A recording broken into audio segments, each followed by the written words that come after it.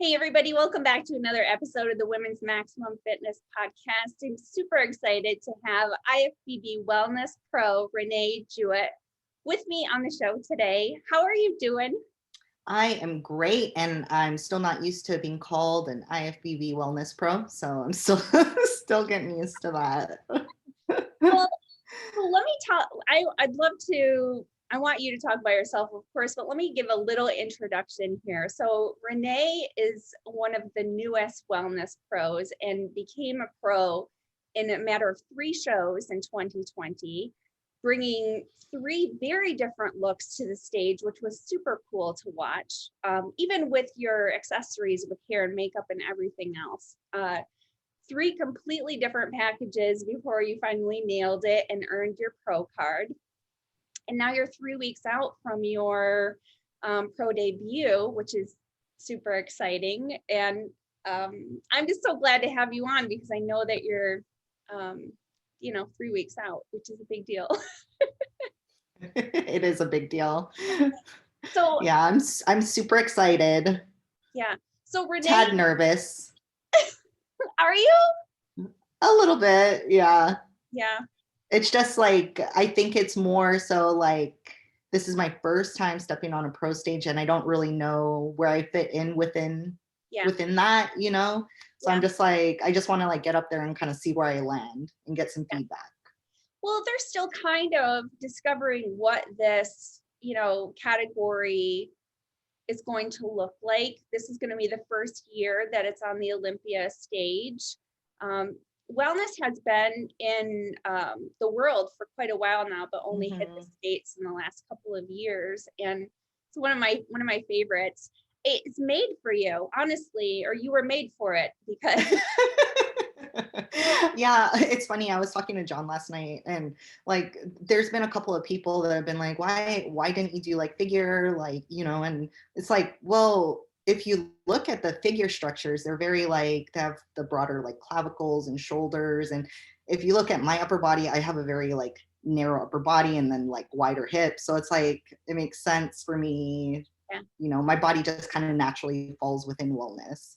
And then people are like, well, why didn't you do bikini? And I'm like, have you seen these bikini girls? Like, I couldn't hang with them. Like, I'd have to like, I don't know, like lose a ton of muscle and eat like nothing to get down to that size, Yeah, a lot of the bikini, I mean, it's average around 110 pounds or so, 110 pounds for bikini competitors. Yeah. Yeah, and I'm 5'2", and right now I'm sitting at like about 128, 127.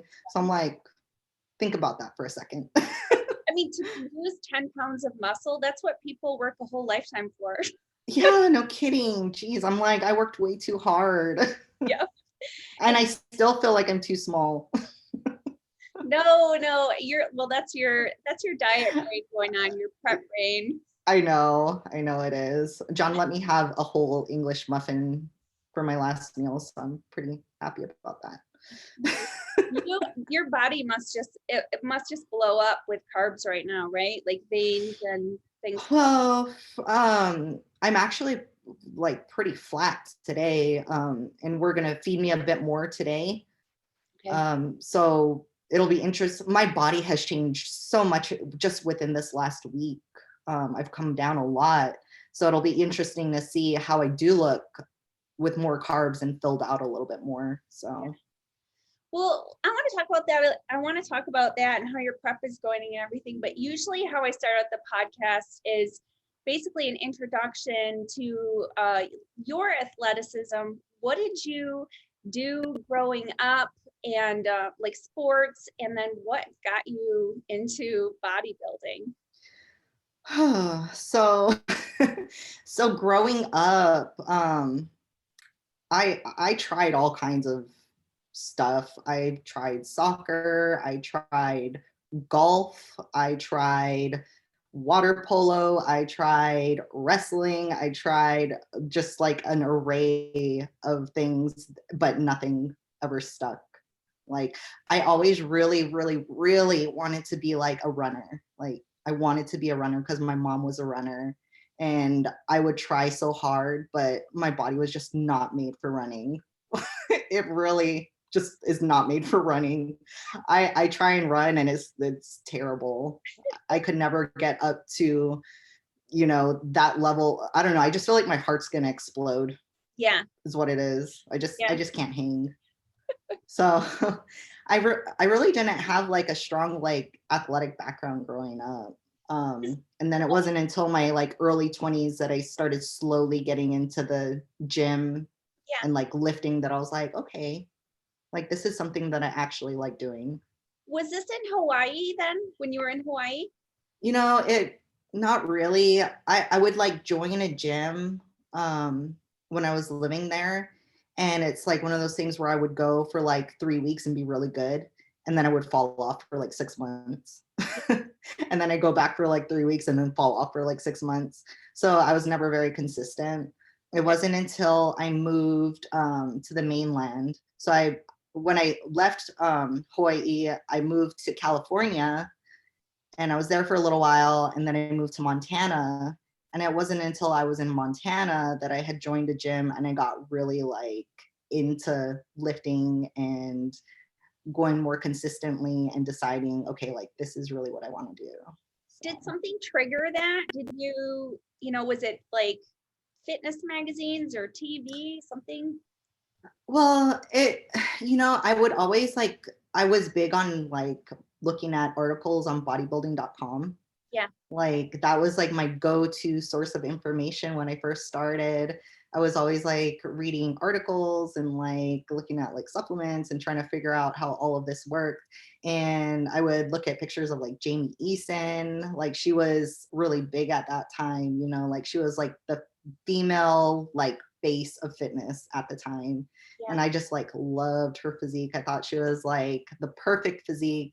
I was like always reading her articles, like how do I look like, how do I get my body to look like that, you know? Yeah. Trying to figure that out.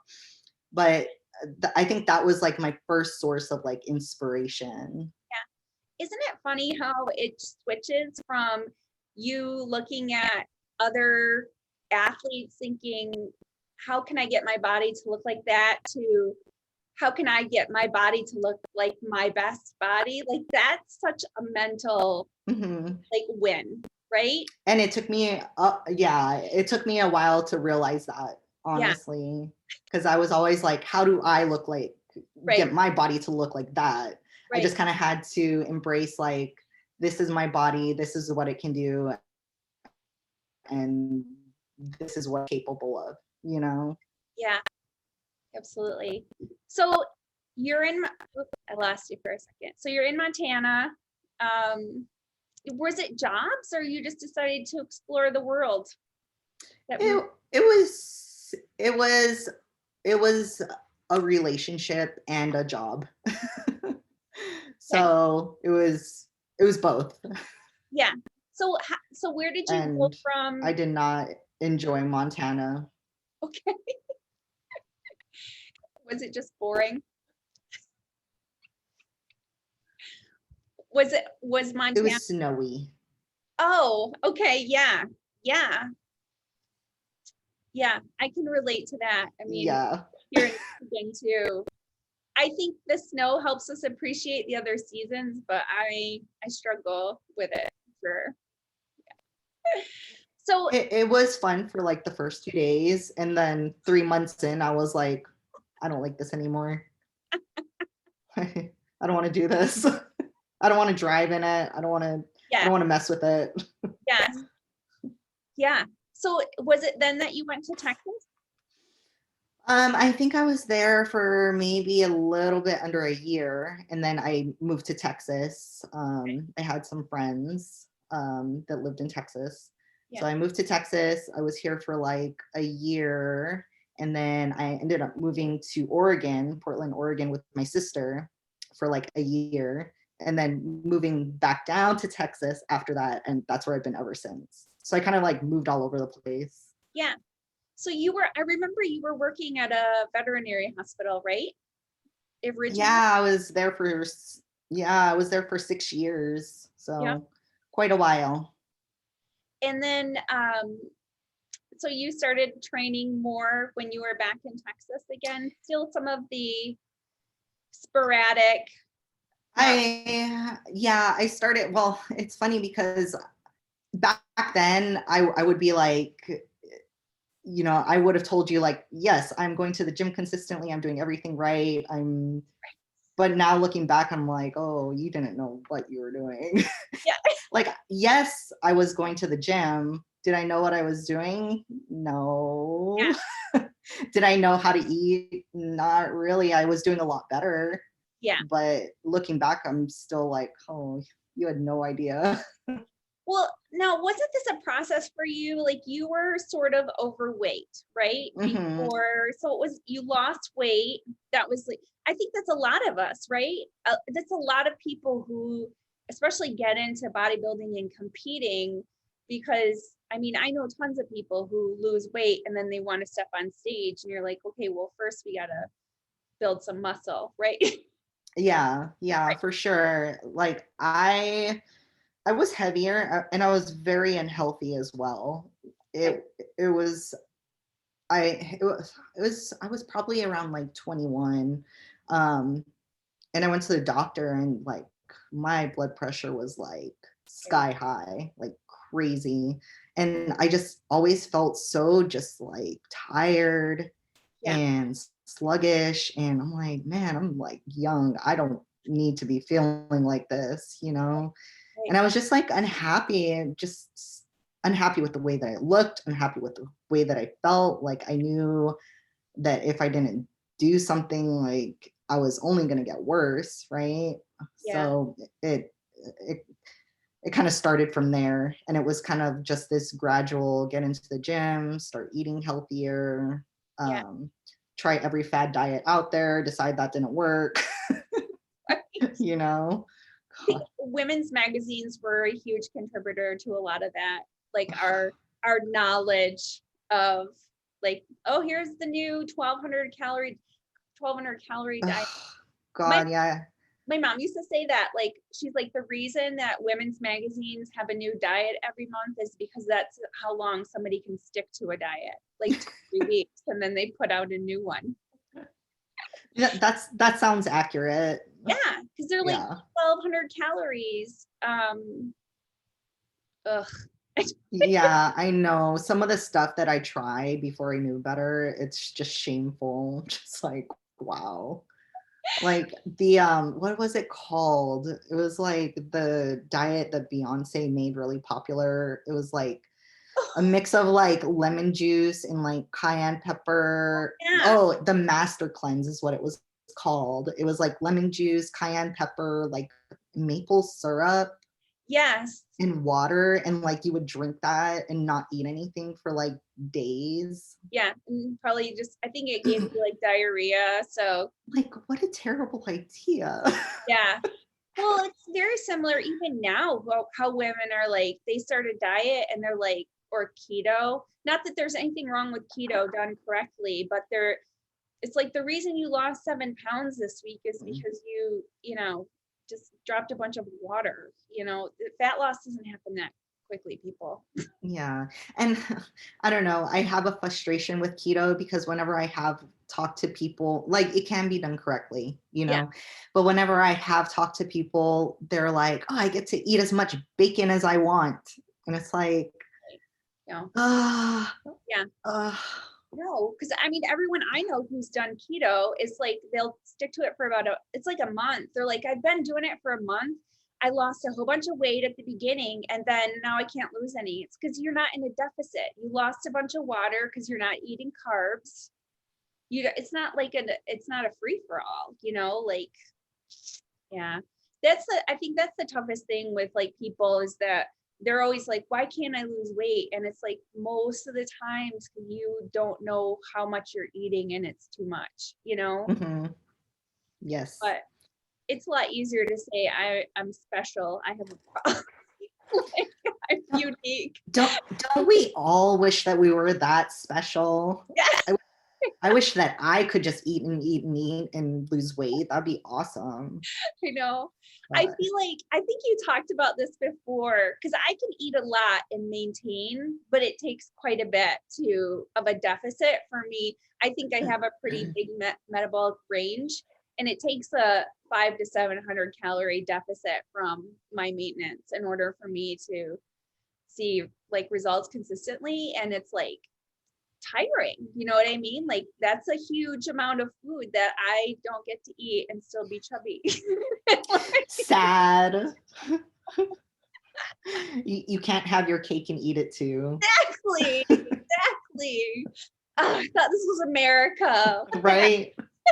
It's just not fair. Like, this takes sacrifice. What? Yeah. Oh my gosh. That's what I'm going to call this episode, is to have your cake with Renee Jewett. It's perfect.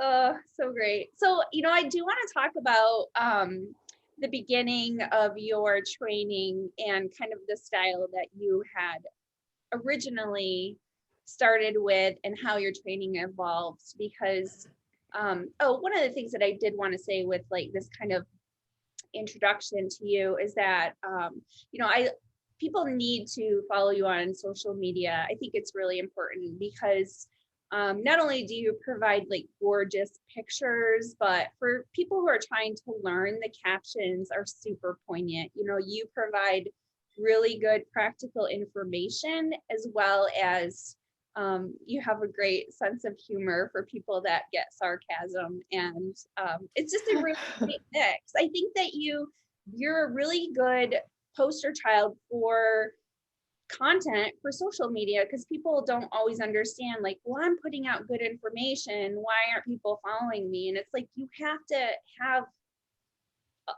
tick all the boxes in order for your following to grow. And here you are creeping up on, you'll be at 1 million followers before the year is up for sure. So I think that's really cool. Well, thank you. I appreciate that. It's always nice when my captions don't go unnoticed. Yeah. Sometimes I'm like, does my ass overshadow this caption because it's really good? Like, should I change this picture so that people actually read what I wrote? It's a perfect advertising, like people dog on social media for like, putting pictures of yourself or whatever. But I'm like, this is marketing 101, people. You have to have an attention grabber. And if you're a beautiful person, oh my gosh, or I know a lot of people don't even bother reading captions, but it's like the people that do read the captions, those are the people that I truly like care about. And those are the people that I'm trying to reach. Yep. So that's the way I see it. Yeah. I think if it's not broke, don't fix it. I think you're doing a great job. Thank you. I appreciate it. And then a lot of times you guys film your workouts and put them in your stories, which I think is awesome too. So it's just content that people can learn from all over the place. Yeah, definitely. I've gotten really lazy with filming my training. Most of the time I'm just like, let me get this done. I don't want to film anything. But John and I have actually started filming our prep leading into Chicago and putting it on our YouTube. Yeah. So that's been something fun for us to do together and like put more content out, you know, so. I think you guys could get away with more. It's fun to just watch you guys banter and whatnot. So it's funny when we do the YouTube videos, I'm like, I always feel so dead. I'm like, I feel like I need to be like more enthusiastic, but I'm like, I have no energy for that. I think you said you guys, you're like, we're empty shells right now. Yes. Just vessels. You know what? Like, it's so much better prepping together. Yeah. Instead of one of us being in off season and one of us being in prep. Yeah. Because it's like, we're both empty shells right now. It's perfect. I have to tell you something that I think is really funny. When so John was helping me out with some of my clients for a while. And at that time, I think he had started dating you. And at that time, when on Instagram, you could see like who people were, like if they followed, they had the page where you could kind of, like creep on people or whatever, which they got rid of that, right? Yes. I bet so many relationships ended over that. I know. Why are you liking her pictures? Yes. She's Why did motivating. you comment on her picture? It's too funny. You know, well, so John had started, he was following you. I think you guys had started dating. And I remember seeing your profile and I was like, I don't think she's real. I hope he's not getting catfished because it was like, you were so perfect and you just, it was beautiful. I just thought, is she a real person? I hope she's a real. You're like, I hope she's not catfishing him. Yeah, that's exactly what I thought. And then, yeah, and then you That's guys, hilarious. like, all of a sudden we're a couple and it was just perfect. It's like I don't know, everything comes together perfectly. Yeah, definitely. That's one of those situations that I'm like, if you believe in fate, that was definitely fate for Yeah, us to meet. It just worked out like too perfect for it not to be, you yeah, know? yeah. It was so cool. When I was sitting here waiting for you to come on, I was starting to get nervous and I was thinking, this must be what John felt like on their first date. That's funny.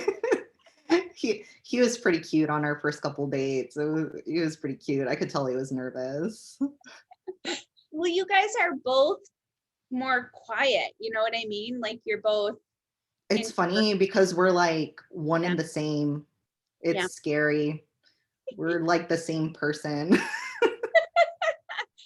That's so great though. It is. It's really fun to see you guys. And I love seeing happy couples on social media. That's like, it's real. It gives me hope. It gives me hope. There's hope out there, guys. There's someone for everyone. Sometimes you're gonna have to go through a lot of bad ones before you find the good one, Right? but they're out there. At least that was my experience. Yeah. I think it is. There's a lot of, well, I mean, just from social media itself, probably from direct messages, that there's a lot of craziness in the world. Oh Lord. Those DMs, man, they get it a little crazy. People have no shame. No They don't. shame. They don't. Everything is like, yeah, like you would never post any of this stuff or say it to your face. But the fact that it's just like they have such balls when they're behind a screen. It's really, Yes. yeah. It's crazy to see like what social media has like morphed into over the Yeah. past years. It's just like mind blowing, you know? Well, I don't know if you've ever been on a dating app before. I was on a dating app for one weekend. I just And that was enough, huh? You're like, goodbye. I know it was awful. Because I don't like to. So the dating app that I did was like me. So the woman has to, like, guys will show they're interested, but then you have to respond. And I just was like, Okay.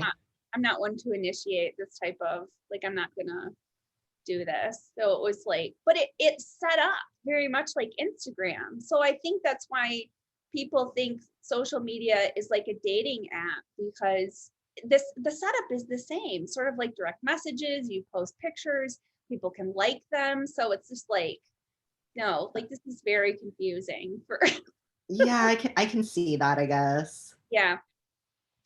But I think people just assume I'm actually, it's kind of like you guys have talked about how at this point in your life you don't want to have children. Mm-hmm. At this point in my life don't want to have a relationship. And it's just like, okay, maybe that seems weird to you that I like being alone, but I really do. I'm not lying. You know what? I completely understand that. Like, Yeah. I have no problem with somebody, being happy being alone. I think that's great. There's Yeah. too many people that are like, I need somebody to like fill this void and be happy. Yeah. And they're not even happy being alone. I feel like you need to be happy alone and with yourself first before you can accept somebody into your life and be happy with them. Yeah. And I think if somebody really wants that or they're open to it, then like you said, it ends up happening because you're receptive to the right person along. But it's like, It's funny because when I met John, like I was at that point in my life where I was like, I went through like a string of like terrible like relationships and dates, and I was just like, no more. I'm done. I am done dating. I am done with relationships. I'm just done. And then I met John and I was like, okay, one more try. Right? It just worked out so perfectly. So that's awesome. Oh, so my original question was, let's talk about so your style of training when you first began. Where were you getting your information about what to do in the gym, and what did it kind of look like? Oh gosh. Okay. So when I first started training, I would read a lot of articles like on bodybuilding.com, right? Yeah. And I would take a lot of advice from people in the gym that I probably shouldn't have been taking advice from, a lot of the bros, you know. But the way that I would train was like, there was no structure to it. Yeah. It's like I would basically walk into the gym and, hey, I feel like doing shoulders today. Okay, great idea. I'll do shoulders. Next day, oh, I feel like doing back today. Okay, let's do back. You know, Right. there was no like rhyme or reason to what I was doing. Yeah. There was no structure to my training programming, exercise selection. I know I wasn't doing half the exercises correctly. I was probably trying to lift way too much weight that I had no business lifting. Okay. I was doing everything wrong. You know, even, and the thing is, I did make some progress, you know, of Yeah. course. I had, like we talked about, I had lost a lot of weight, and then I had gained some muscle just from going into the gym and lifting and really not knowing what I was doing, but I was still getting some stimulus, right? Sure. Um, but it was honestly really when I met John that I started to learn how to train correctly and have more of a structured plan, and know why I was doing things, Yeah. and learning how to execute the movements correctly instead Yeah. of just throwing weights around, you know? Yeah. That's yeah. And for those of you who don't know, so John Jewett is Renee's husband, and he's a 212 IFBB pro and Olympian. And training is really his passion. That's where, even though he does have a degree in dietetics, right? He's a Yes. dietitian. Yes. And he does all that stuff. But I know, and he's great with teaching that stuff too. I recall him going through a training program I had written myself, and he made notes and explained, you know, like, well, this is, you know, you're loading your back in this day, so you want to make sure, you know, with your leg exercises, so you don't want to have back exercises following that aren't chest supported, or, you know, because now you're putting too much strain on your lower back. And he just explains everything. And it's like, he is just so smart. You know, it just it just blows my mind. Teaching really is his like forte and his passion.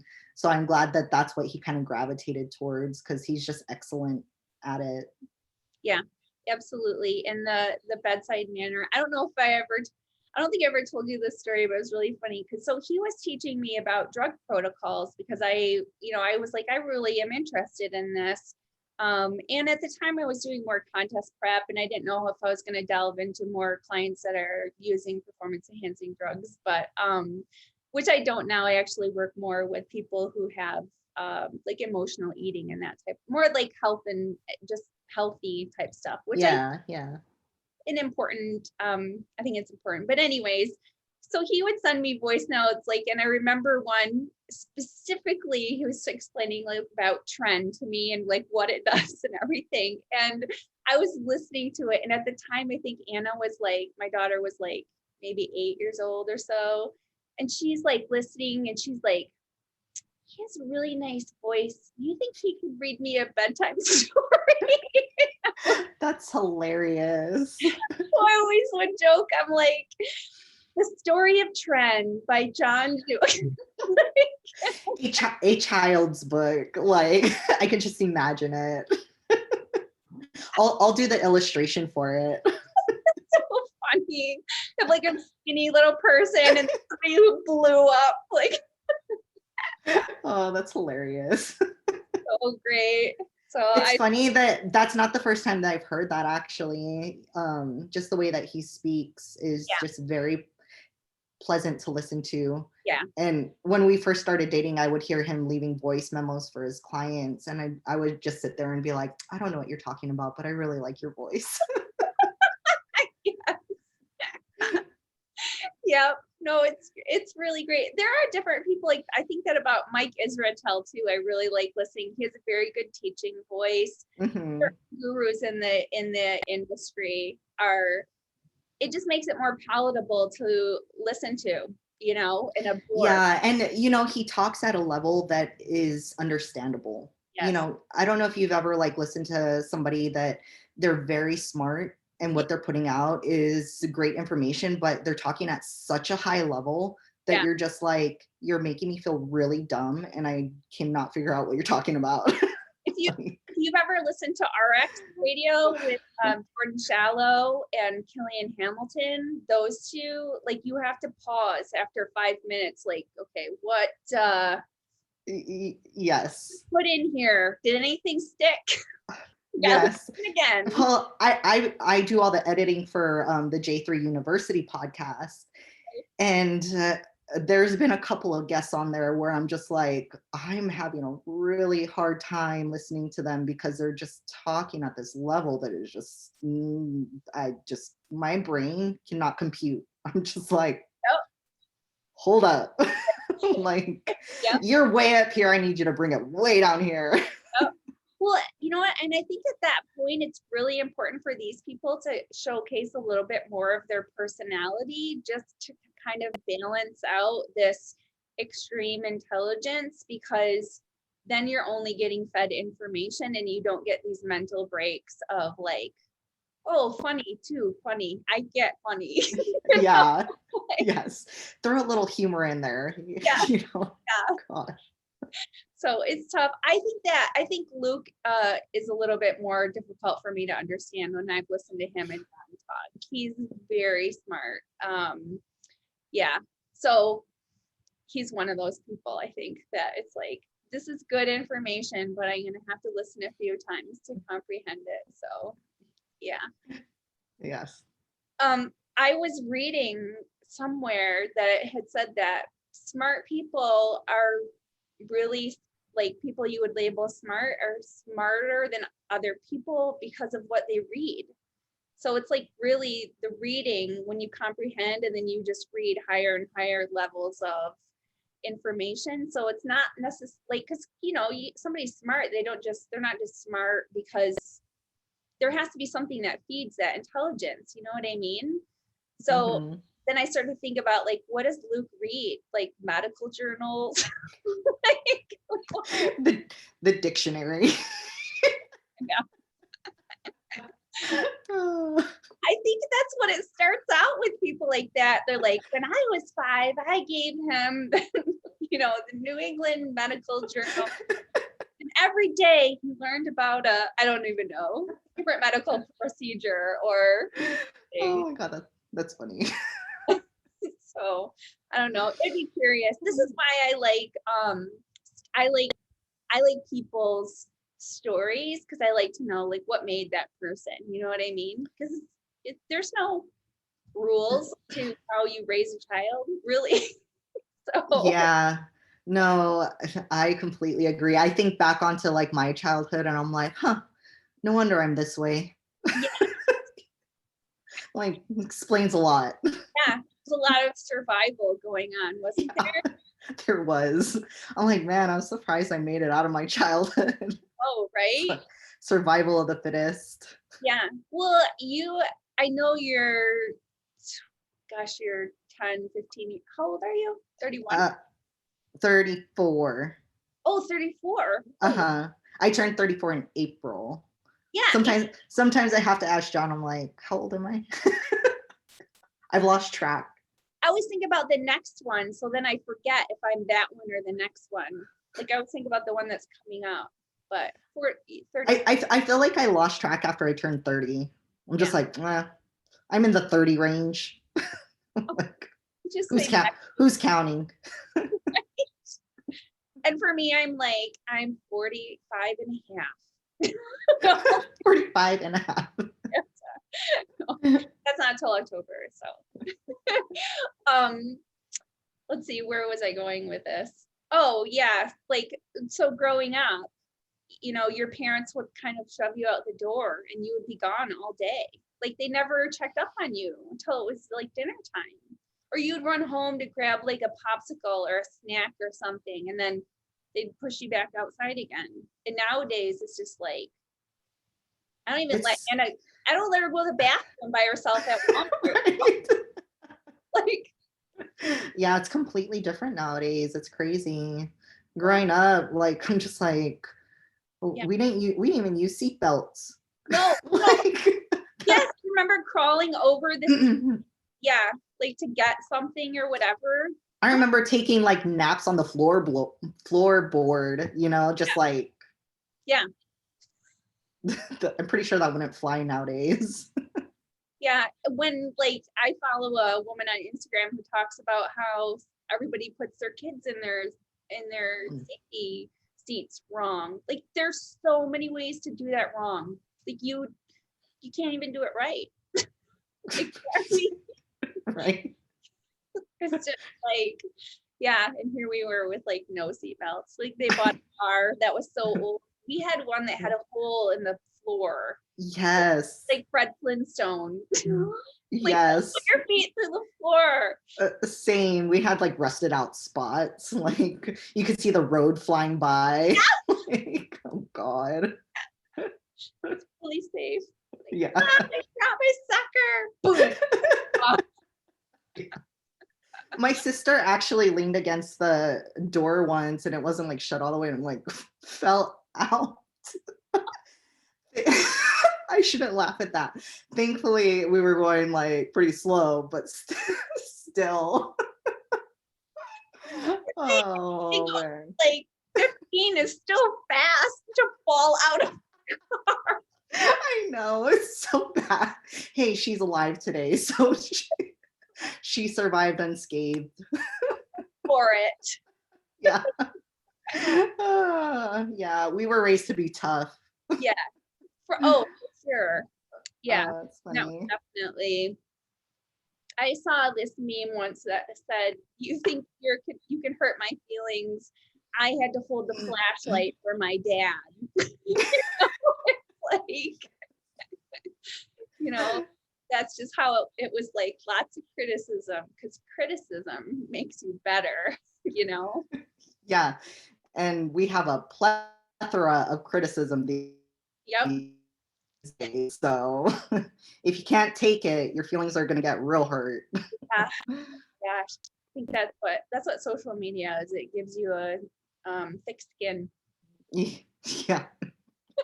Yeah, you really have to take comments with like a grain of salt, you know, just. Yeah, I know. It's tough because I'm not even the texting type of a person. I don't like communicating that way because it almost makes me anxious because I'm like, I don't know what you're saying. I need you to say it to me.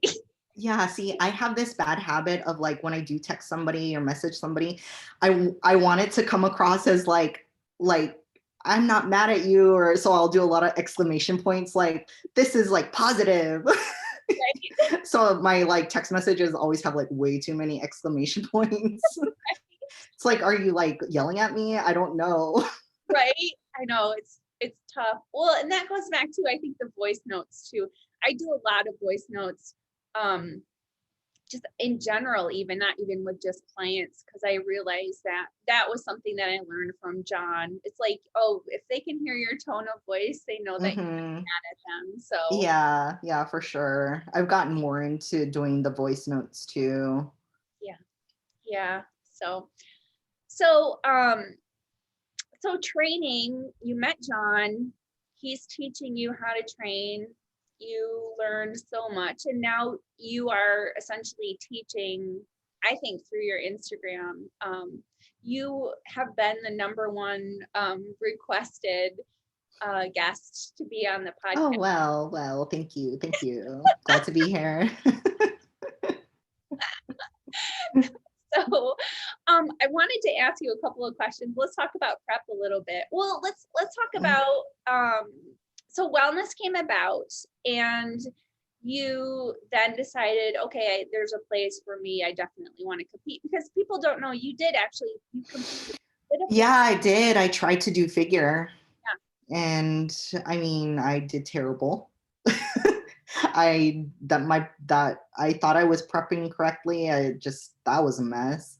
So when John brought up the idea of doing wellness, yeah, I was like, because I was done competing. I was never going to compete again, and I was completely fine with that. But when wellness did come around and he brought it up, I was like, okay, I think this is something that I would like to do, and I think that structurally my body would fit well within that division. So I was like, okay, let's give this a shot. What are some of the mistakes that you think that you made or that people make when they're doing contest prep?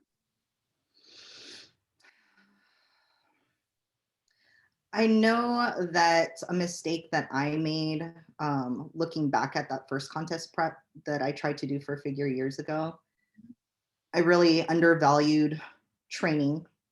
For one. Back then, again, I didn't have any, structure to my training program. I was still doing that, going to the gym and do whatever you want kind of deal. Yeah. And also just still training really hard when you're in prep. Energy levels are going to be really low because food's going to be low, but you still try and do your best to uphold, your strength in the gym, and that's going to hold on to muscle. Yeah. I think that people start to they think they need to switch their training because they're trying to cut and do more volume, higher reps, less. Exactly. And that is something that I did that first time, and it resulted in a very stringy look to my muscles. For skinny, soft people. Yeah, exactly. That's exactly what it was. It was like that skinny, soft, stringy look. Yeah. It's not the look I was going for. You're like, how did this happen? And then you're like, oh, it'll change during peak week. Yeah, I was like, peak week is magic. I'll fill out and I'll look amazing. Nope. That didn't happen. Do you know what you weigh? I can picture, because you've done a couple of your transformation photos. I think you have a couple on your Instagram that have. Yeah, I do. I think, I want to say I was maybe 115 back then. That first go around that I had, I was about 115 on stage. And now I think I'll probably land around 126 on stage, maybe. Okay. Around that area. Okay. Well, let's talk about the pandemic and prepping through that, and then your 3 shows that you did to to nail that pro card. So March, the world shuts down. Yes. So I started prep in January of 2020. Okay. The world shuts down in March. Yeah. We move some equipment into our garage. Yeah. We borrow some stuff from the gym, and John has an old friend from when he used to power lift that actually makes a lot of the Texas Strength System equipment. So we went and got a squat rack and some plates and bars from him, and we moved it into the garage so we could keep training since our gym shut down. So we got by with that. It wasn't the most optimal setup, but we made it work. So last year was kind of a blur. After that, we were able to, I don't even remember how long we did the garage training. I feel like it was maybe a month or so that we were in the garage, and then we were able to go back to the gym. Yeah, I had the same. It was later. It was about 3 months, but before we were opened up in Michigan, some of the gyms opened up underground and we were able to train. So yeah, kind of the same deal. great. So thankfully we were able to get back into the gym and go back to our normal training, which I was really thankful for. Yeah. And we had a show, gosh, I can't even remember like the months now. Everything's kind of like a blur. But so I had a show planned, and I want to say that it was here locally. I want to say it was like a show here in San Antonio that I was going to plan on doing. Okay. But then it either got moved or it got canceled. I can't remember. I want to say that it got canceled. Yeah. So then we chose a different show. And what happened with that? I want to say that that one got moved or canceled too. Yeah. And then finally there was a show that was in like 2 or 3 weeks up in Arlington. So we decided, okay, we'll go to that one. And I can't really remember what happened for me to decide to go to Tampa. I think somebody had suggested I go to Tampa to compete there. So we decided to take me to Tampa. I know I'm telling this really bad. I'm just trying to remember like how everything happened. So you did the Arlington show was the first one? Was that the first one? Well, that's the one that I was going to do, but instead of doing that one, I did Tampa instead. Okay. All right. So we flew to your first one. Yeah, Tampa was my very first show. Okay. That was like my regional show to get nationally qualified. Okay. And I think we did that one just because we wanted to get me in front of like Tyler and that whole judging panel. Yes. And there was like more media out there and stuff. You know, it's just a bigger show. We thought there would be like a better lineup. Yeah. And Tampa, it's like, I mean, Florida was, I mean, even now too, they're just open. Right? Yeah, of course. So we went to Tampa, did the show, and I took first in my class. I'm class B, and then I missed that overall, which I was really upset about. I mean, I was still really happy with my win in my class, but I really wanted that overall. But anyways, got nationally qualified. And then I think my first national show was like 3 or 4 weeks after that. And that was Junior USA's. Okay. So I went to Junior USA's. Leading into that show, I had a lot of issues like crop up. Okay. I think just from like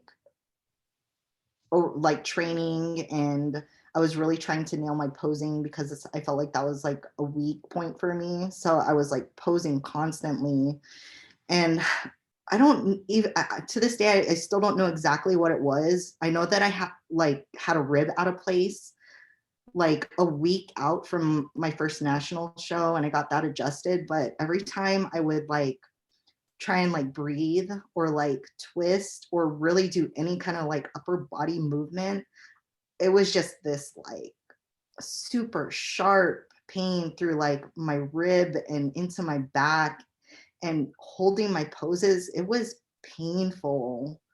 Like it was terrible. I can't even like tell you how bad it was. It would like almost put me in tears. But anyways, despite that, went to Junior USA's. My feedback from Tampa was to come a little bit softer. Yeah. Was the striated glute? Yeah, my conditioning was excellent in Tampa and I loved it. I loved that look. Yeah. But they said it was a little bit hard, so they wanted to soften me up a little bit, which we did. I think I came up like maybe 3 pounds from Tampa, 3 or 4 pounds from Tampa. And I just want to interrupt to say, because we were kind of talking about this before, essentially, you know, bodybuilding it's the conditioning, right? And so it's a lot easier to get all the fat off. I mean, not that that's easy, but get all the fat off and add back than to come in too soft. And, you know, I mean, last minute, you can't do anything about that at all. Exactly. Like if you're a couple of days out from the show and you're like, oh, I'm too hard. Well, okay, eat more. you know, soften yourself up. Like Yep. you can do that. But if you're a couple of days out and you're like, oh, you know, I didn't get enough fat off, it's like, well, Yeah. you're kind of shit out of luck. Like it is what it is. Like you can try and dry out all you want. Yeah. You can't do anything about that body fat. You can't dry out bacon. Exactly. Oh, that's funny. Anyways, I feel like I'm not telling my story like very like smoothly. I'm trying to like get my brain to function like I'm not 3 weeks out, but Okay? sorry guys. It is what it is. I'm gonna tell it how I tell it, okay?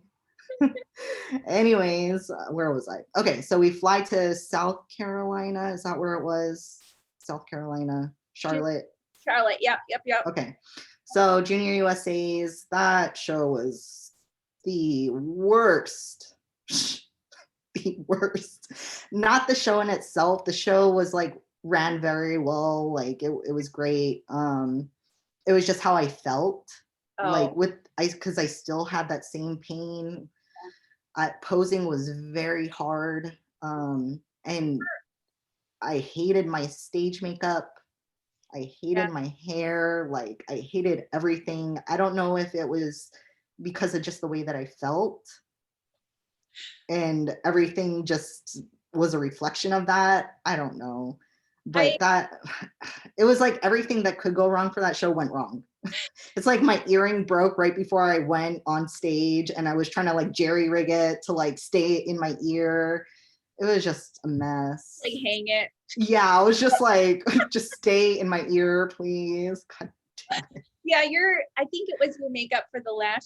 I remember thinking that too. I was like, because I don't do professional makeup, but I'm like into doing makeup, and I was thinking that when you, but what are you gonna say? Oh, that's my fear always with somebody else doing my makeup. It's just like, well, if I hate it, then what? Well, and it's funny because the girl that did my makeup was the exact same girl that did my makeup in Tampa. And I loved my makeup in Tampa. So I told her, I was like, do exactly what you did when we were in Tampa. And she was like, okay. And then I looked at myself and I was like, this is not exactly what we had in Tampa. But like, being me, I'm just like, oh yeah, it's great. Okay, bye. Oh, yeah, I would have done the same thing. But I was just like, John was waiting for me in the lobby in the hotel where they were doing makeup. And I came down and I was like, I hate my makeup. It was bad. It was just weird when I saw you have your makeup for, what was the final show, which I should let you get. North Americans. Yeah. Then I was like, oh, this is perfect. Because I looked better even than like, I was like, oh, if she does photo shoot, this person needs to do her makeup for her photo shoot too. Like they nailed your face. Like, yeah, she was the girl that did my makeup for North Americans, Joey.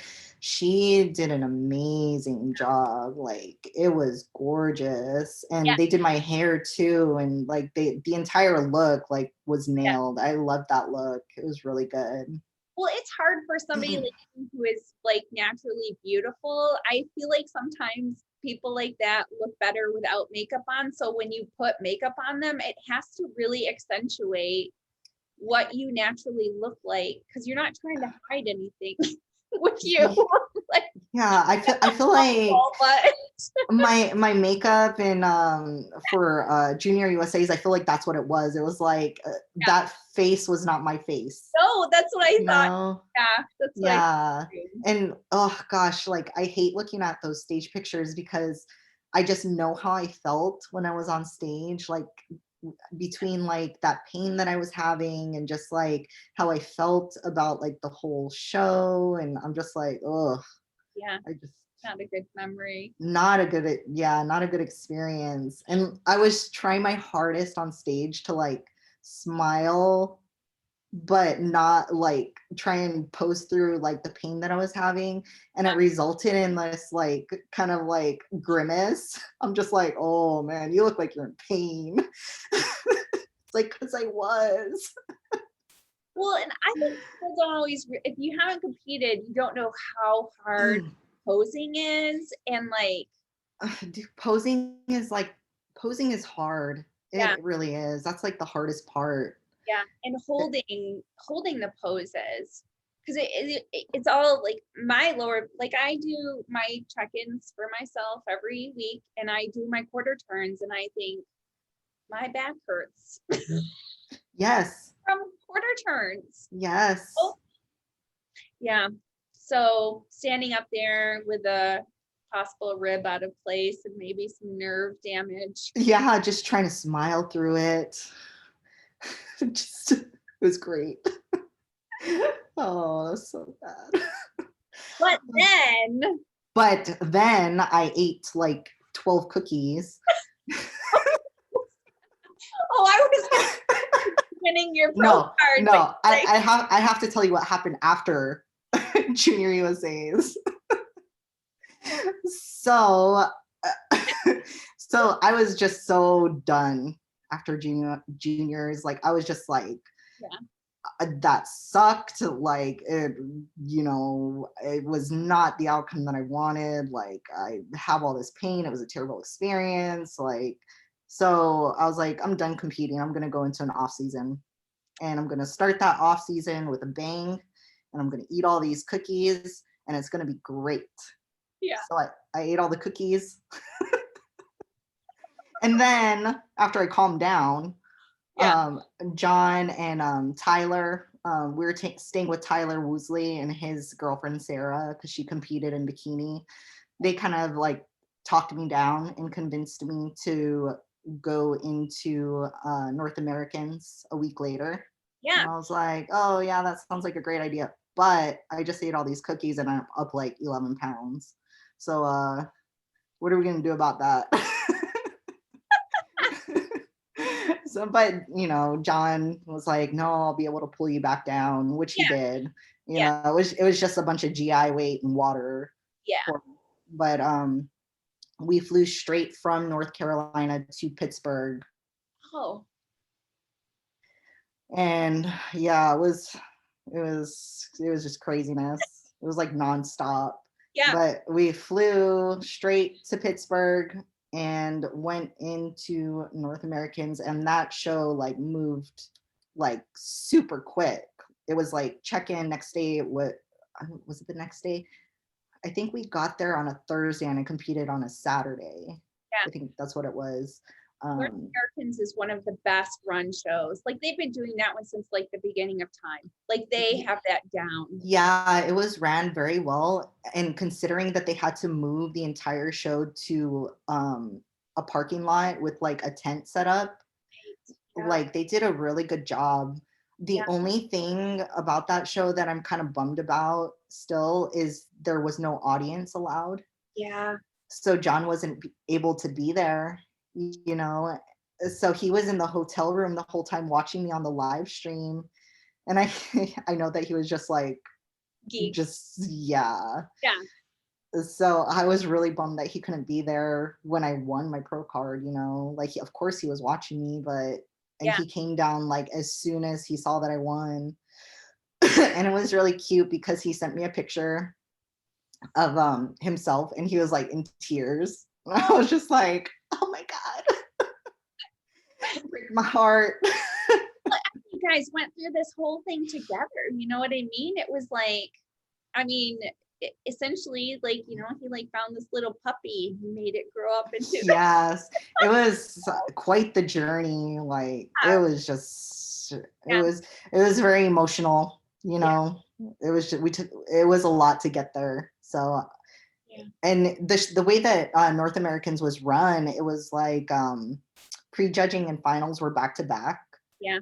So it was super quick. It was like we went out there for prejudging, we went backstage, we went back out for finals, and like it was like boom, boom, boom. And it honestly, like I didn't even have time to comprehend like what was happening, like, oh, like you got first, and I'm like, oh, I'm a pro.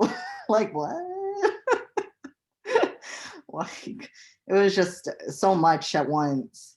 So I had to sit with that for a while. Like, I think I'm still sitting with it. Yeah, here you are, like almost a year later, and you're still like, I can't believe that happened. Yeah, it was just, yeah, it was a great experience, but very quick.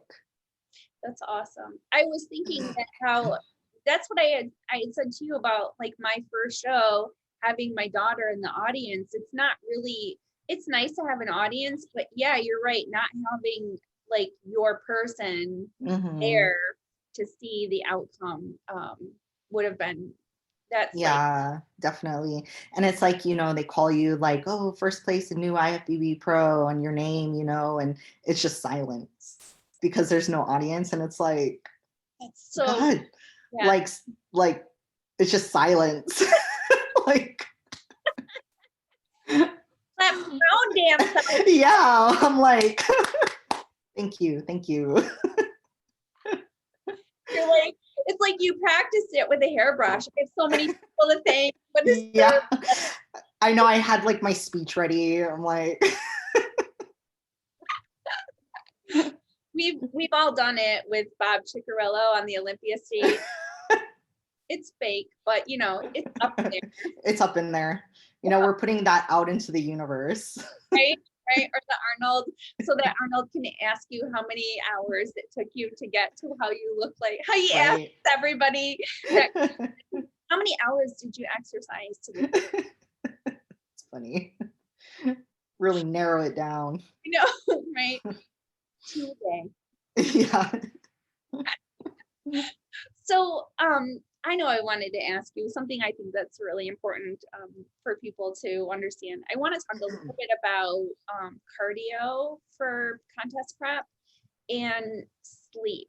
I want to talk about the sleep thing first because you were saying how a few weeks ago you were having problems with sleeping. So, what are some of the things that you did or do during prep to mitigate sleepless nights? Because we know that is like, that's your recovery time and it literally determines whether you have a shit day the next day or not. Yeah, seriously.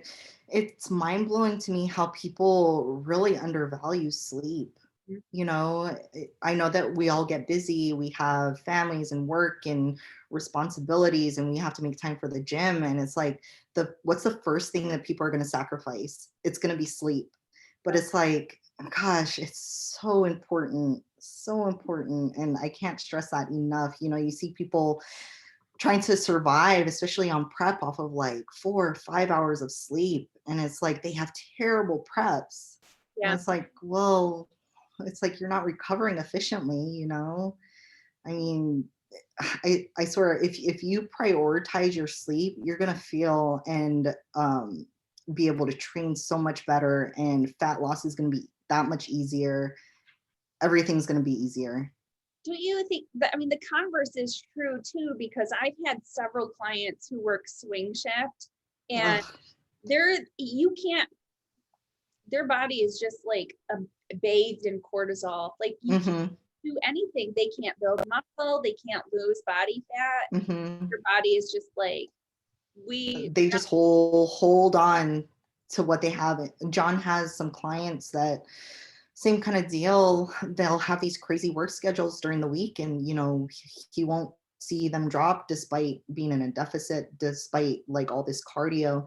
And then when they get that solid sleep on the weekends, then they'll see like this huge drop. yeah, And it's like, well, because your body's finally recovering, that whoosh, you have like a, Hmm. Yeah, it's like so important. yeah. Mm. So what have you been, I know, I honestly was interested in the new animal supplement. I know that was something that you instituted, but Yeah, it's been awesome, honestly. I'm not trying to, well, I am plugging it, but it truly is. It's been great. So a couple of weeks ago, I started having like some real issues, like falling asleep and staying asleep. yeah, Like every little thing would just like drive me up the wall to where I just could not, like, John wears a CPAP. Usually no issue with the noise that it makes. It's not a super loud machine. It's just, but it was like nails on a chalkboard to me. And I was just like, I'm about to smother you in your sleep, man. or like, I don't know, just like the faintest light, like coming through the window.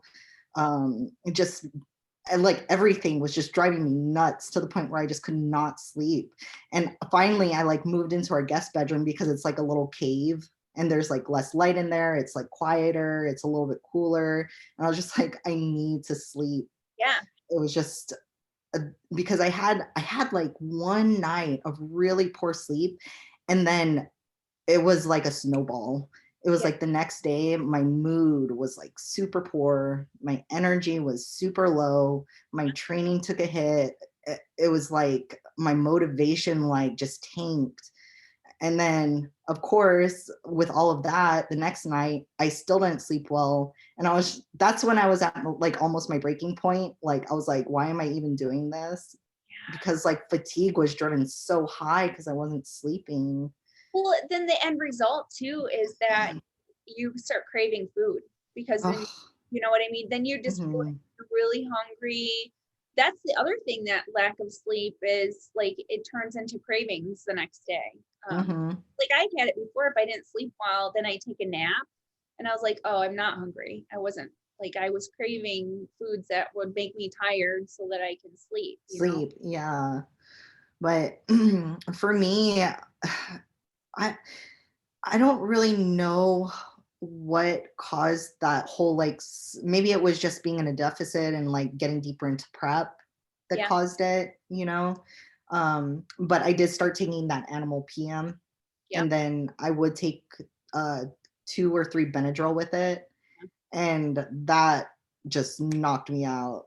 And but the duration and quality of sleep improved so drastic that I'm Yeah. just like, I'm just gonna keep this in for the rest of prep because since I'm not trying to feel like that again, Yeah. you know. Try And to. then another thing, I everybody knows I love my freaking coffee. Yeah. You know, I love my coffee. I cannot live without my coffee, but I do try and limit it. I'll have my like caffeinated coffee in the morning, and then after like 12 or 1, I'll switch to decaf if I do have any. Yeah. Same goes for like pre-workout. Keep that in the beginning of the day. And then if you train at night, take like a non-stim like pre-workout, you know, Yeah. because that's just going to cause sleep disruptions, taking caffeine that late at night. I think that's something that people, and like teas and sodas, stuff like that, you know, still has caffeine in it. So if Yeah. you're trying to get in good sleep, just pay attention to like what your drinks actually have in Yeah. Have you ever done that where you've taken it. naps, or is that just like disrupt everything? You know, I used to be a big nap taker before I met John. Yeah. And he doesn't take naps because it's like such an ordeal for him to take a nap. Like he's like has to like strap on a CPAP and like, you know, all this stuff. So like him not being a napper made me not a napper. Okay. So yeah, not a big napper anymore. Nice. All right. So, what was the other thing that I wanted to talk about, I feel like this is like kind of a new thing, but it's something that, with cardio prep, I know that he's been really vocal about it, but it was something that I started paying attention to, I think right around the same time. Cause I remember when I first was working with John, like he put me on, you know, like 35 minutes of cardio 5 days a week to start. And at the time, it was before the whole thing about steps was really part of, I think, his coaching regime. And I think when you start realizing all the different variables and stuff, like for me, I work a lot and I do take a lot of steps. And so, you know, like I don't do really any extra cardio, even when I do start dieting, I save it for the end. So I know previously you were doing more cardio, I believe, and then you guys started doing more of this step stuff. Um, can you kind of explain to people why that's important, and you know what the purpose is of, you know, step counting? Well, so right now my direct cardio that I do is very minimal. Like Yeah. I only do 20 minutes on the Stairmaster of direct cardio. Yeah. The rest of the time I'm just doing steps. And I have a step goal that I have set for each day. So I have an 11,000 step goal that I hit every day. And I like it just because I don't get beat up. Yes. I can stay so much fresher for training, as opposed to like doing, a ton of like direct cardio on the Stairmaster or, treadmill or whatever it is. Um, but I'm still getting that calorie expenditure Yeah. through the I, steps. so I think people think that you have to, do cardio and it has to be kind of difficult and at a specific clip in order to burn calories. But, overall daily activity is the same as you're not, you're never like tapping into that fat burning zone. You are constantly just creating more of a deficit, right? Mm-hmm. Exactly. So I mean, there are going to be people that are more stubborn to come down that do need more cardio, but a lot of people don't take into account that your normal, what is it, non-activity yeah, exercise. thermogenesis. Yes. Yeah. I'm Yeah. like, no. I was trying to remember. Yeah. Neat. We'll just Neat. There you go. yeah. But yeah, it's been so much. It's made for a smoother prep for me. Yeah. Well, what I had noticed too was like it was kind of like, following bodybuilders, I learned a lot from male bodybuilding because that's what was more predominant in, what you had access to learn about. And like, it was always like stair climber, you got to do stair climber. But if you can't recover because your legs are sore from climbing stairs. Yeah, just beating up your legs, Yeah. Or what gets me is people that do cardio on their spin bike, and I'm just like, oh my God, like the spin bike beats me up. Yeah. I'm like, you're doing like 2 hours on the spin bike. Like, how are you even walking right now? Yeah. I think my butt hurt too. Yeah, that's a whole nother issue. Like, dang. Like, I'm just riding horses. I mean, Yeah. That thing will turn some bits and pieces numb. Like, so true. like, whoa. So true. I know for a while I was doing outdoor bike rides, but half the time, like I don't have what's the gear shift on my bike. It's like kind of an old school bike. And so it's hilly. And then I do standing up, and I kind of realized I like standing up on the bike a lot more than like sitting. Yeah. I'm with you on that one.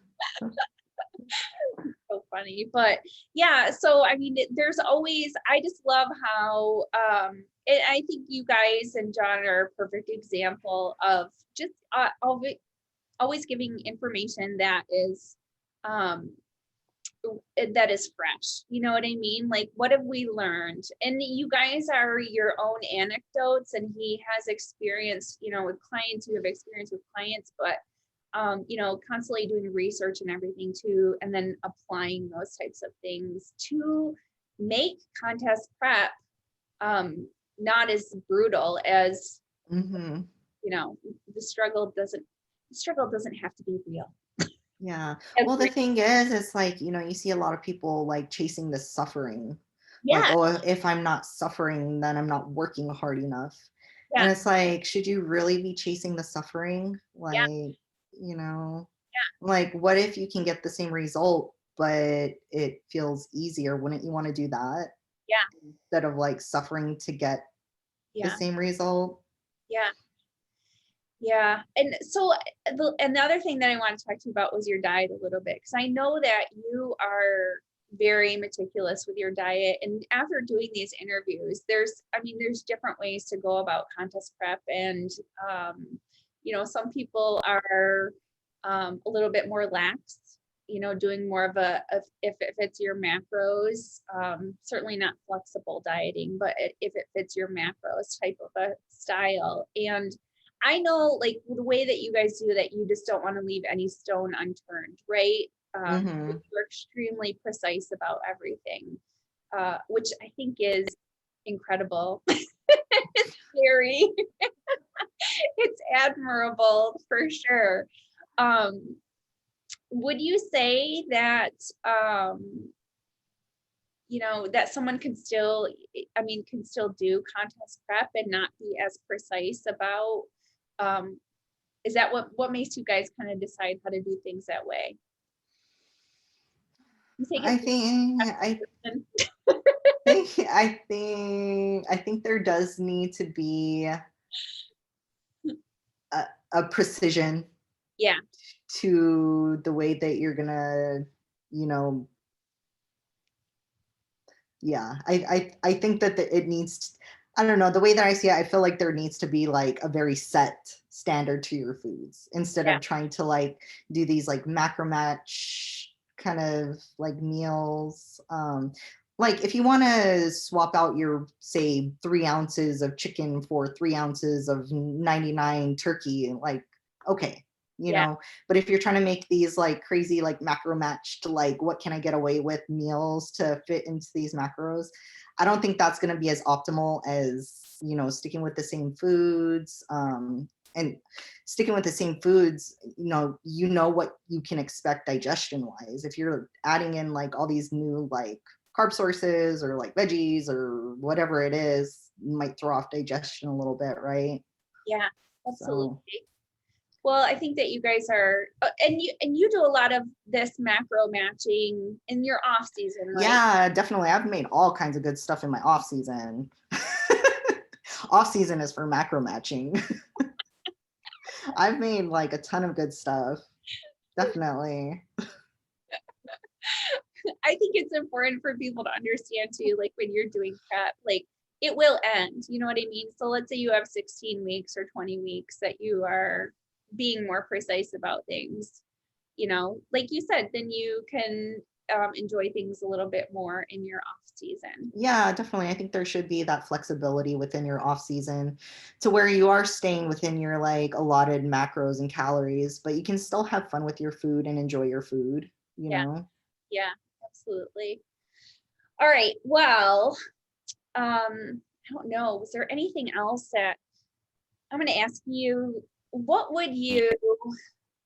do you want to say to the women that are listening, maybe about bodybuilding or contest prep or loving yourself? That's a great question. You put me on the spot. I think just be true to yourself. Yeah. I have a lot of women that will reach out to me, and especially through social media, asking like, how do I like grow my social media, or how do I like reach more people? And it's like, just stay true to yourself. Yeah. Don't try and put yourself out there and put up this, fake persona for social media. Yeah. It's like, be true to yourself, your values, your morals, and just put out what you want to put out. Yeah. And the right people will gravitate towards that. Yeah. Yeah. Well, and everybody has value, right? So if you, like you said, you put out what you're going to put out, then people who value that are going to find you. Mm-hmm. Yeah, you don't have to try and replicate person XYZ, like just be yourself. Yeah. That's awesome. So, you want to let's do some fun questions and some would you rathers. Oh God, John asked me a terrible one yesterday. Oh, what was it? Oh God, it was like, would you rather have finger-sized nipples or nipple-sized finger?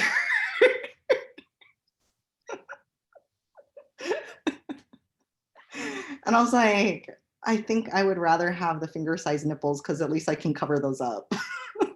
Right.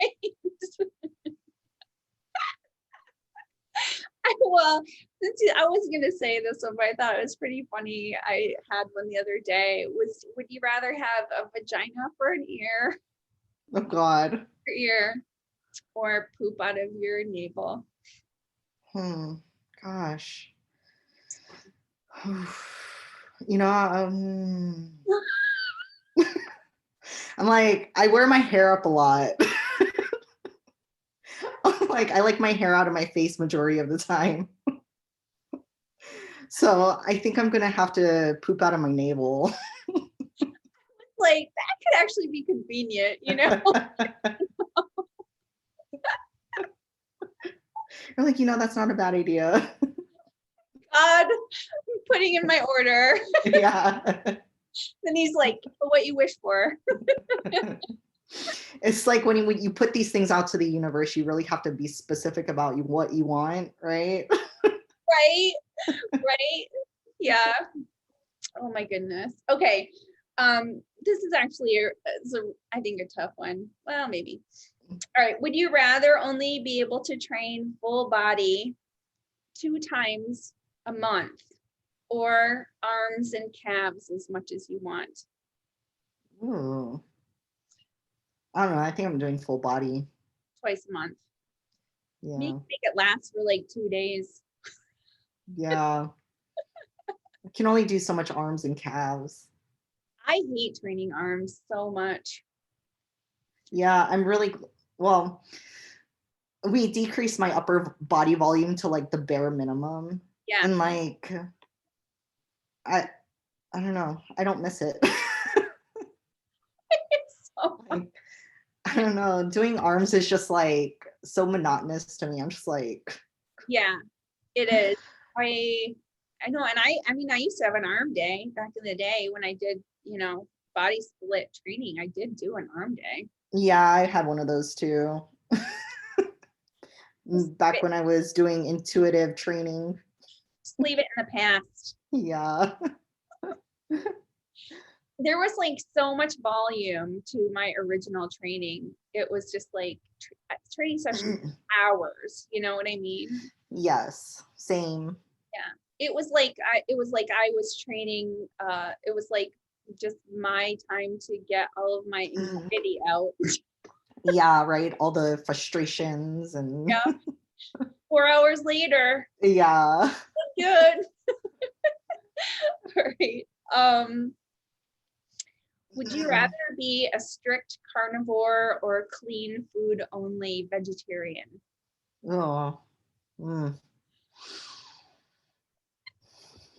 So only meat or only clean foods, but you can eat like pretty much everything without meat. I think I'm doing the clean foods without meat. Yeah. I feel like my digestion would just be ruined on just that carnivore diet. I know your belly button would get so stretched out. Pooping bricks. Yeah, seriously. And just poop out a full ham bone. Would you rather have to eat 1 jar of jam every day for the rest of your life, or never be able to eat bread again?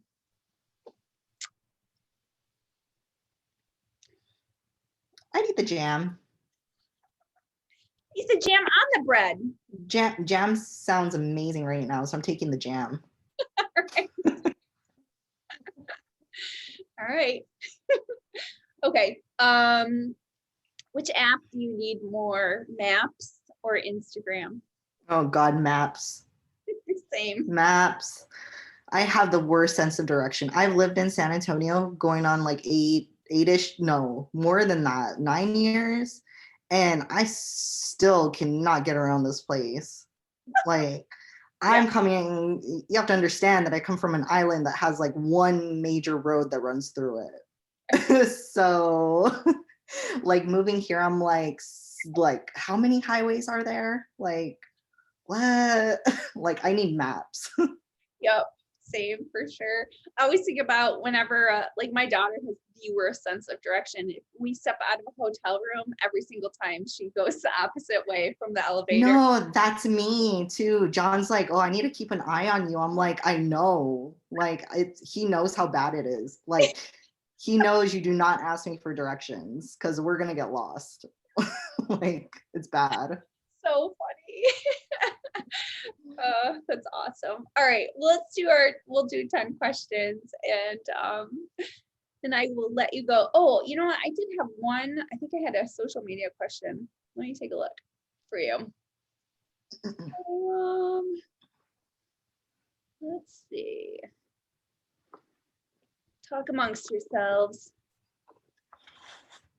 Oh, Yeah, I forgot to bring my water in the and I'm like, sandpaper. I'm out of my coffee too. Like, dang, I'm not used to talking this much. oh, I'm sure. I know. These are like my only social time. Otherwise, I don't talk to anybody, which Yeah. it is what it is. So what is your go-to for a tough mental day during prep? John.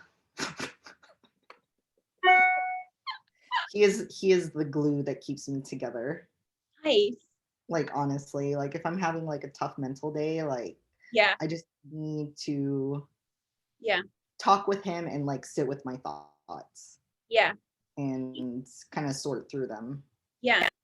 He is very reasonable. Like he is very like he is the voice of reason I remember that when he was teaching me about coaching.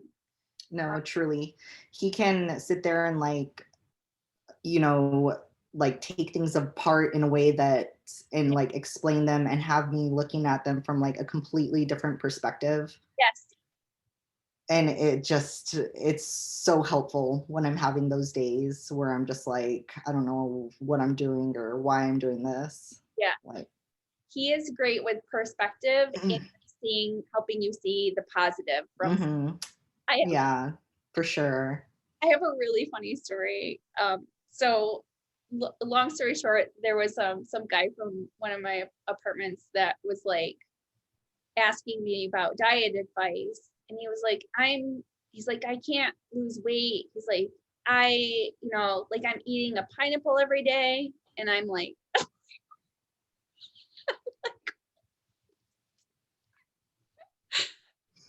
so like this happened, and I like sent this voice note to John. I was like, this is what just happened. And he's like, well, pineapple is very high in bromelain, and I can see why someone would think that would be a good addition. And I just was like, yeah, you just always get like where people are coming from. That's too funny. Yeah. Like, I'm eating a pineapple every day.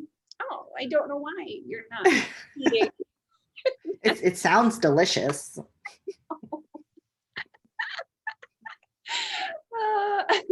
It's really funny. All right. Okay. What is your music style that you like to listen to? Oh God, I listen to everything under the sun. Like if you were to look at my playlist, you would find everything from like hardcore rock to like Hawaiian music and everything in between. Like honestly, it just depends on my mood.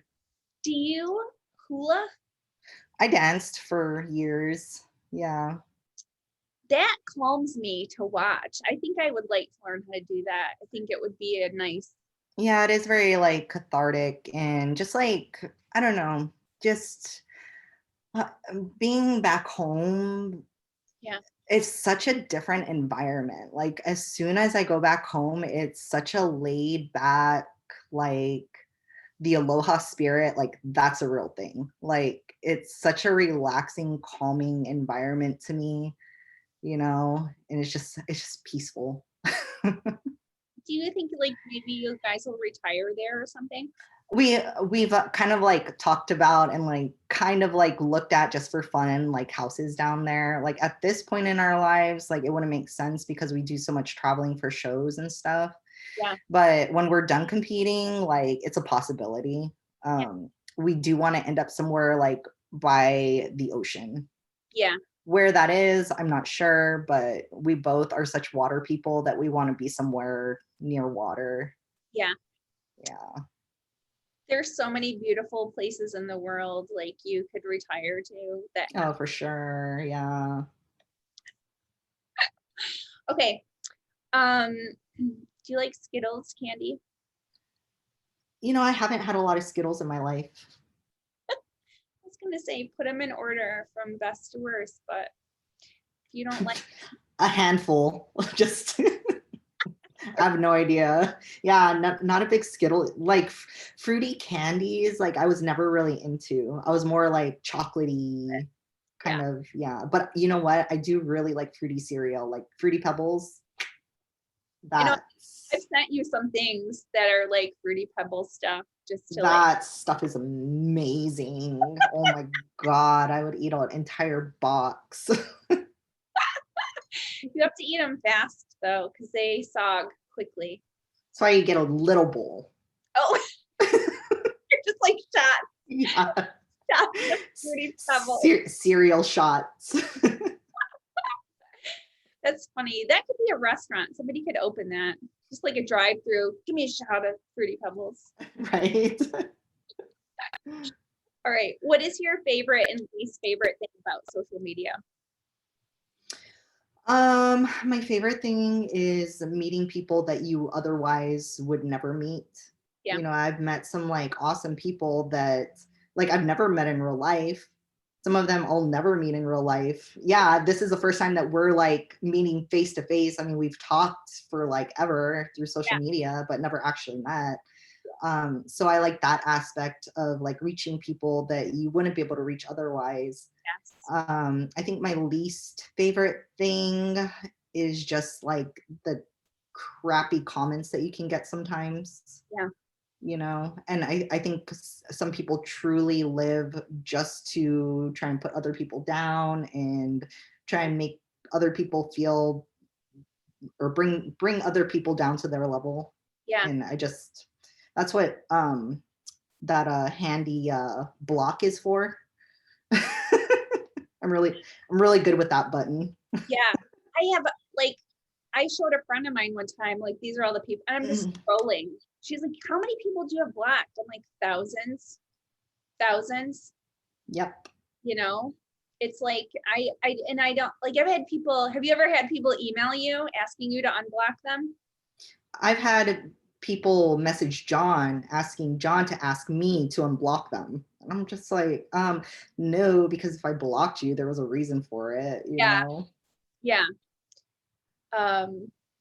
Yeah, it is pretty crazy. It makes you, I don't like it either, because it makes me think like there's a lot of hurting people in the world. Like, why? Because they're acting like this. People who feel good about themselves do not do this to other people. Yeah, it's like I would never, no matter how bad a mood I was in, leave a shit comment for somebody, especially somebody that I don't even know. Like, why? Right. Yeah, the troll comments it's tough. It's like, why aren't you just moving along?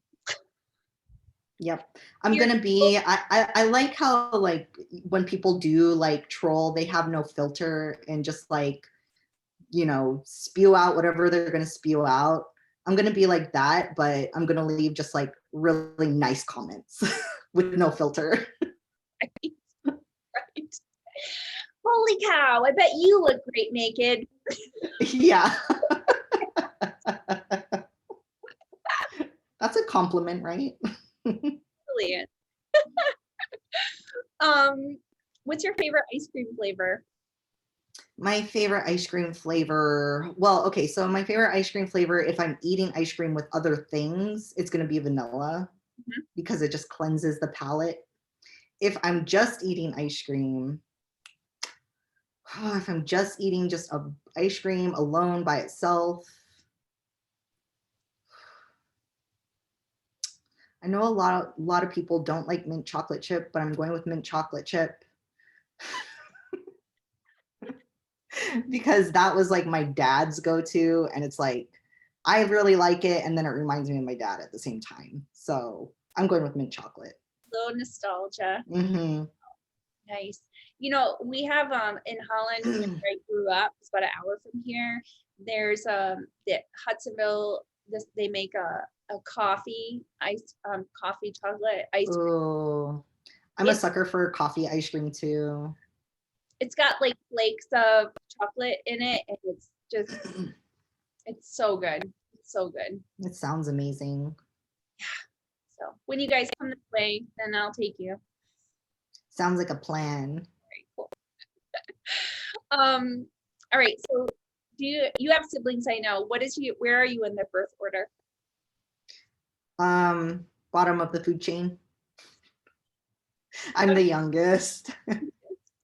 So there's 6 of us, and I'm the youngest. Nice. It's funny because we do have quite a few things in common with that. I know we have the same personality type also. You're an INFP or yeah. Isn't that what it is? INFP. Yep. Yep. Right? Yeah. Yeah, same. And we both have the same phobia, which is the next question I was going to ask you. Ugh, let's not even talk about it.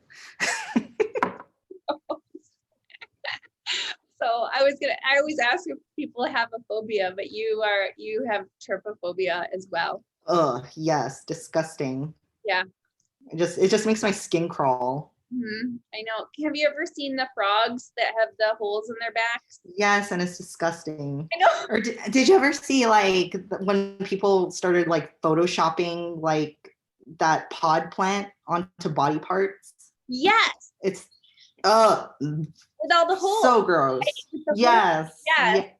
Somebody uh. sent that to me, not knowing that I have trypophobia, because I don't know, I made some comment about it was a statue or something, and they were like, oh, I thought you'd like this, and I was just like, you know? Yeah, like my like scalp starts tingling. Like I'm just like, it's like hair raising. Just when I think about it, it's just like, just grosses me out. There's a way to stick to your diet, is just to pull that picture up every time. Right? So gross. But I'm weird about it with other stuff too. Like you've even seen it with our bunnies. Like if you stick your finger in there and you make like holes in their fur. I just can't see the holes. This sounds weird, but like we live nearby, like a lot of like construction around us is going on. And there's these big trucks and they carry these long PVC pipes. Yeah. And when we're driving behind them, all you can see is like a cluster of PVC pipes, but all you see is the back of them. So all you see is like holes. And I'm just like, just that cluster of like holes. I'm just like, that just looks like, I know what it is, but it just, you know, I'm just like, Gross. It is. It's so gross. Yeah. There's no getting around that one. So what is your biggest gym or driving pet peeve? When people pull out in front of you all fast and furious, and then they drive like they're driving Miss Daisy. They like slow down. It's like, dude, like, why did you pull out in front of me, like super fast, like you're in a rush, and then suddenly like slow down to 5 miles an hour? Like, yeah, no, come on. Yeah. What the hell? All right, anything from the gym? The gym pet peeve. When people take too long. Yeah. On a machine for no reason. Yeah. They do a half-ass set and then sit there on their phone. On their phone, and then do another half-ass set. Yeah. And then sit there on their phone. If you ask them how many they have left, it's always one more. Yeah. Yeah. Just one more. I just think you should use a piece of equipment if someone else wants to use it after you and they're waiting for it. That way, you know, like I try and be like respectful of my time on a machine and like do what I need to do and then get off of it. You know what I mean? Yeah. Not take all the time in the world doing. Yeah. Well, and this goes back to having a program and a plan, because that way if somebody asks you how many sets you have left, you can answer them. Yeah. True. Exactly. Truthfully. Not just one more set. One more. One more. They do. They always have one more. It's always funny. So I had a guy give up the machine the other day for me. I was very pleased with that. I was like, that was nice. everything's going my way. You're like, thank you. I'm not gonna tell you you don't have to do that because you did it. So I appreciate that. Let's see. Dog. Oh, I was gonna say dogs or cats, but you got a full house. Yeah, I don't want one of them to hear and retaliate later. Like, like maybe I can whisper it to you. Which is your favorite child? I don't want to hurt any feelings. Actually, I do have a favorite out of our 2 dogs and our 2 cats, but Really? again, I don't want to hurt any feelings. Yeah. I'm with Orm. No, it definitely does not. That's like one of the naughtiest ones.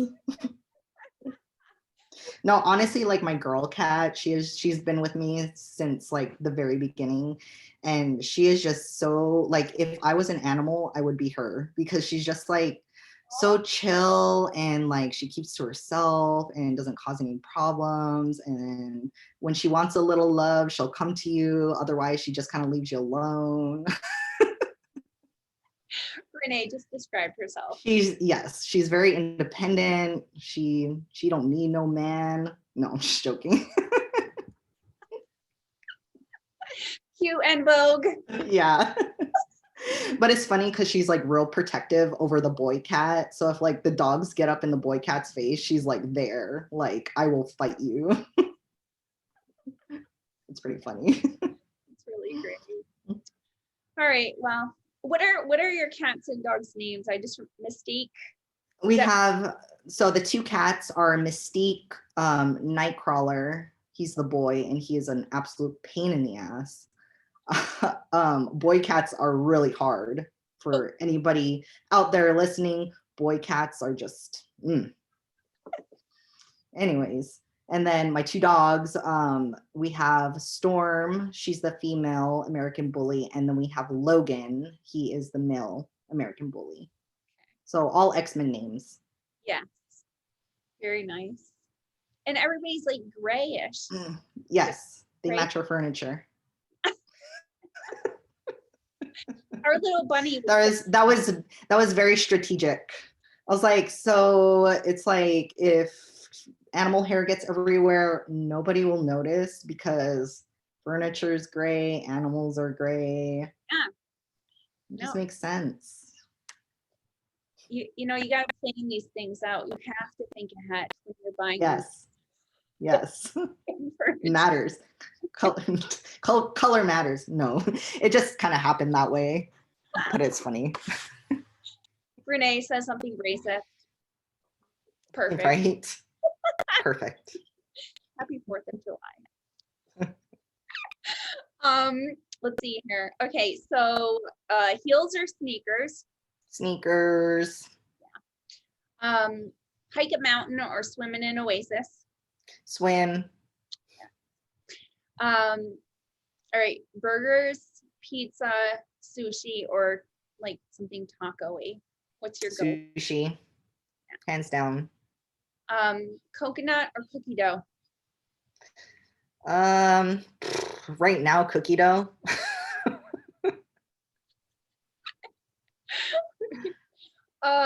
What is your favorite body part to train? I really like training glutes. Yeah. What does a glute workout look like? I actually have glutes today, which I should actually peace out soon because I got to eat.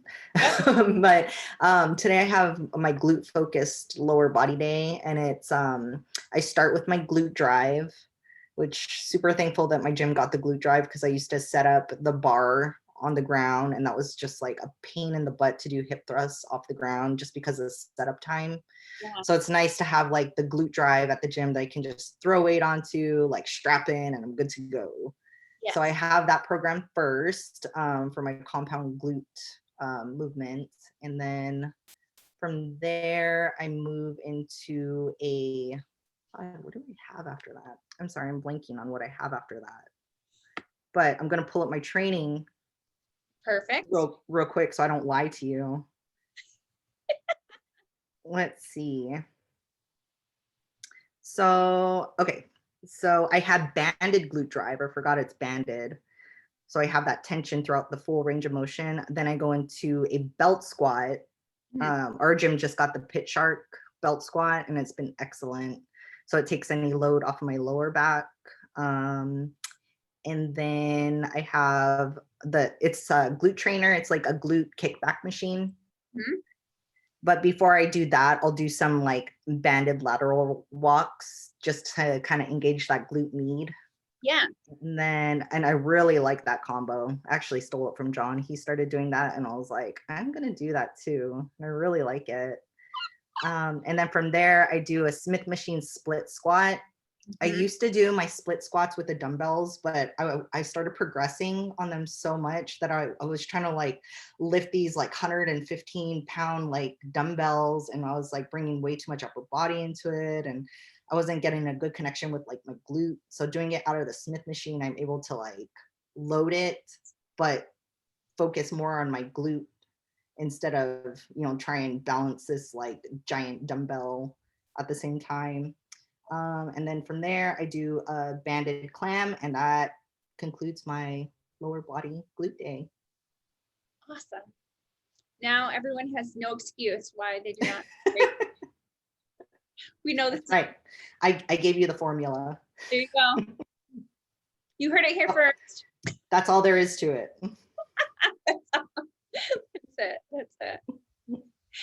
So you have some really great videos through Animal as well. I forgot to mention that too, that you're an Animal Pack athlete. And so, I mean, people can find those on the Animal YouTube. They can find them on some of them on your with John, right? Yeah. And then on their website, the animalpack.com website, we put out articles as well. I'm actually putting out an article. They should be putting it out probably next month. I'm putting it out on sleep. Oh, so nice. I just wrote an article on sleep, and it's really good. So nice. Definitely look out for that. Tons of great information. So, all right, one last question. And so who would you like to see interviewed on the podcast? This is where people always nominated you. So who would you? Have you had Ashley on yet? No, we tried to set something up way months ago. So she's more into an off season now. I think. Yeah. Again. Yeah. You can be my hookup. Yeah, I can't be your hookup. So I am nominating Ashley Lokomowski. I would love to have her on. Actually, I did ask her, so I'll reach out to her again. The last thing. Oh, are you coaching people now, or are you doing? No. No, not right now. I'm just doing kind of like a lot of back end stuff for John's website, and then prepping and working on little projects here and there. So yeah, not taking on coaching right now. Yeah, it's definitely a lot. Yeah, it is a lot. I have a limited brain power right now. Right. So where can people find you on social media? Really, I only have Instagram. Okay. And my Instagram is Roxy Kate Flex. And I'm on John's YouTube a bit. So if you look up John's YouTube, John Jewett, I'll pop up on there every now and again. Yeah. But that's pretty much it. Awesome. I mean, I have Facebook, but I'm not really active on it. So don't even try and find me there. I know we're friends on Facebook, but my Facebook is like 500 people. It's like. Yeah, I'm rarely on there. Yeah. Yeah. I post more stuff about Anna that I don't want to post on social media because of their social media trolls and creeps. Yeah, we know how that goes. All right. Well, I'm going to let you get to your training, your meal and your training. Yes, it's time to eat. We'll all be watching you in Georgia. Yes. For the Chicago Pro. Yes. Georgia. Exactly. But Renee, thanks for your time. I really appreciate it. Yeah, it was great. I'm glad that I was finally able to get on. Yeah, for sure. I knew you'd get back to me. I just, you have your schedule. Yeah. Yeah. Oh, good. So 2 years later, it's okay. all right. So this is Deborah Jean. You can find me on Instagram at buffcake22. You can follow the podcast at Women's Maximum Fitness. And this is also to remind you that healthy looks different on everybody. Have a great day. Bye, guys.